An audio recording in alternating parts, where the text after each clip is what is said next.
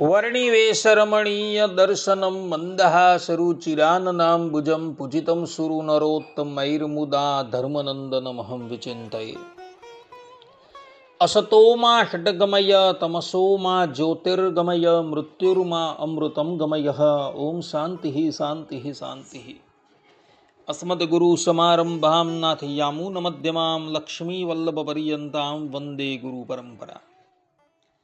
આજની જ્ઞાન સભાની અંદર પધારનારા બધા જ ભગવત ભક્તોને વેદાંતાચાર્ય, પુરાણ ઇતિહાસાચાર્ય અને ફિલોસોફી શાસ્ત્રી રાકેશભાઈના હેતપૂર્વક જય સ્વામિનારાયણ. ભક્તો, આજની આ જ્ઞાન સભાની અંદર આપણે બધા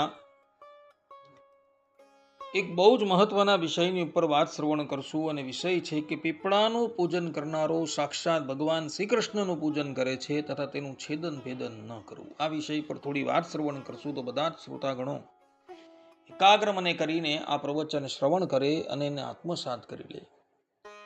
તો ભવિષ્ય પુરાણમાં એવા વચનો જોવા મળે છે કે 10 પુત્ર બરાબર 1 પુત્રી અને 10 પુત્રી બરાબર 1 વૃક્ષ.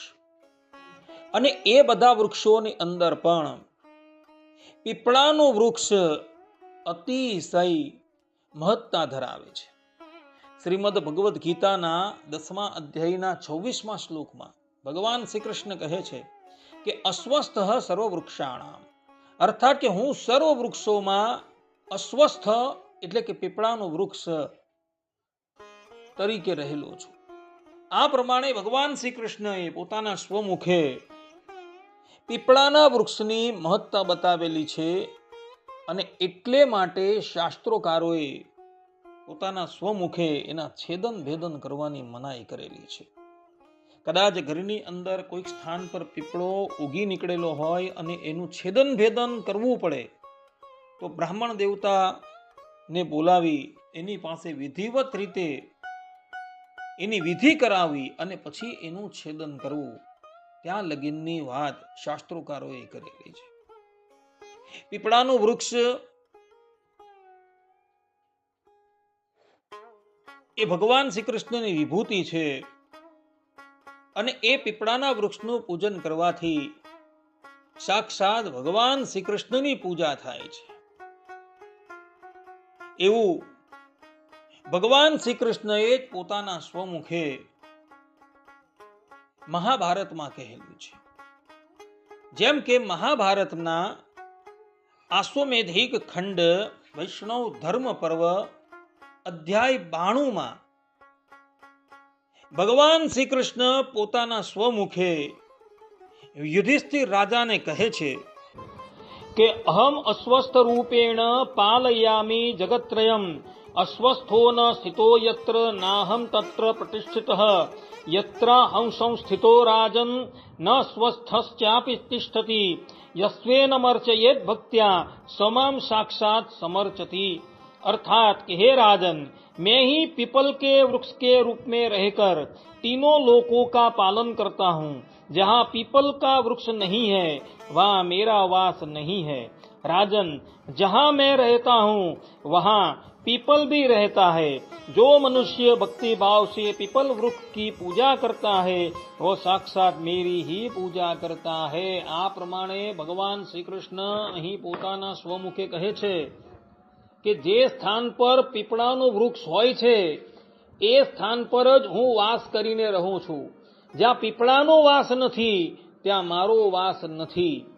જે પણ કોઈક મનુષ્ય પીપળાના વૃક્ષની પૂજા કરે છે એ સાક્ષાત મારી પૂજા કરે છે, એવું ભગવાન શ્રી કૃષ્ણ અહીં મહાભારતમાં કહી રહ્યા છે. માટે ભક્તો, નિત્ય પીપળાની પૂજા કરવાની છે, એને જલ અર્પણ કરવાનું છે, પરંતુ એમાં પણ એક વાતનું ખાસ ધ્યાન રાખવાનું છે. શનિવારને બાદ કરતા ક્યારેય પણ પીપળાનો સ્પર્શ કરવાનો નથી. દૂરથી જ એની પૂજા કરવાની છે ને દૂરથી જ એને જલ અર્પણ કરવાનું છે. જે પણ કોઈક મનુષ્ય આમ નિત્ય પીપળાના વૃક્ષને જલ અર્પણ કરે છે, ભગવાન શ્રી કૃષ્ણ કહે છે કે એ સાક્ષાત મારી જ પૂજા કરે છે. તે જ પ્રમાણે આ જ અધ્યાયમાં ભગવાન શ્રી કૃષ્ણ યુધિષ્ઠિર મહારાજને પુનઃ કહે છે કે યસ્વેનમ પ્રહરેત કોપાન મામેવ પ્રહરેત તુસહ તસ્માત પ્રદક્ષિણમ कुर्यात न छिंद्यात एन मनवहम। अर्थात कि जो क्रोध करके पीपल पर प्रहार करता है वह वास्तव में मुझ पर ही प्रहार करता है, इसलिए पीपल की सदा प्रदक्षिणा करनी चाहिए, उनको काटना नहीं चाहिए। भगवान श्री कृष्ण कहे छे कि क्यारे पण पीपळाना वृक्ष पर क्रोधे करीने प्रहार न करवो, अन्यथा जे पण कोईक मनुष्य क्रोधे करीने पीपळाना वृक्षनी ઉપર પ્રહાર કરે છે એ મારા પર પ્રહાર કરે છે। પીપળાની નિત્ય પરિક્રમા કરવાની છે, એનું ક્યારેય પણ છેદન નથી કરવાનું। આ પ્રમાણે ભગવાન શ્રી કૃષ્ણએ અહીં મહાભારતમાં કહેલું છે। તો બધા જ ભક્તો નિત્ય પીપળાની પૂજા કરજો, કારણ કે પીપળાની અંદર સાક્ષાત પરબ્રહ્મ પરમાત્મા ભગવાન શ્રી કૃષ્ણનો વાસ થયેલો છે। અને પીપળાને તમે નિત્ય જલ અર્પણ કરજો, પરંતુ ક્યારેય પણ શનિવારને બાદ કરતા એનો સ્પર્શ કરતા નહીં। શિવ પુરાણમાં તો ત્યાં લગીન લખેલું છે કે જે પણ કોઈક મનુષ્ય શનિવારના દિવસે પીપળાનો સ્પર્શ કરે છે એને શનિની પનોતી ક્યારેય પણ લાગતી નથી।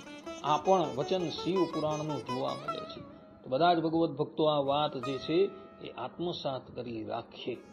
આટલું કહીને હું મારી વાણીને અહીં વિરામ આપું છું। સર્વે સંતુ નિરામયઃ, સર્વે સુખીનો ભવંતુ, સર્વભદ્રાણિ પશ્યન્તુ, મા કશ્ચિદ દુઃખ ભાગ ભવેદ અસ્તુ। જય સ્વામિનારાયણ।